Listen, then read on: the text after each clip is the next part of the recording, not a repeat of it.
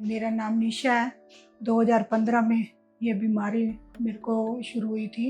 एक family function था हमारे घर में, तो भागा दौड़ी में इनको थोड़ा सा माइनर अटैक आया। मेरे को हल्की सी पेन हुई, डॉक्टर को दिखाया तो 10 साल से इलाज चल रहा था, ठीक नहीं हुआ। धीरे धीरे मतलब प्रॉब्लम्स बढ़ने लगी। फिर किसी ने हमारे को यहाँ सजेस्ट किया था BLK मैक्स में। She came to us with diagnosis of heart failure. That would mean that her ejection fraction has dropped to almost 20% from the normal of 55 or 60%. In addition to this, she had some ECG abnormality in the form of bundle branch block. That would mean that ECG is actually widened.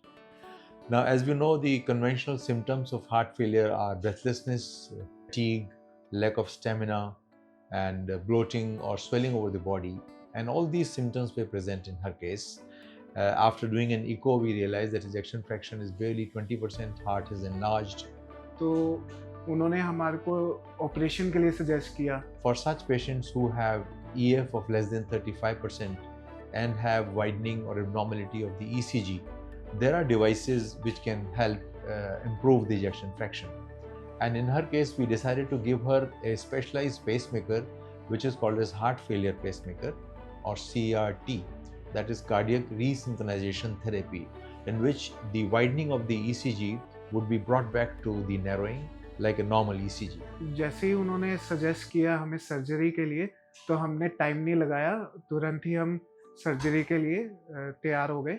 So we gave her this pacemaker, and it has 3 wires as against the conventional pacemaker, which has 2 wires.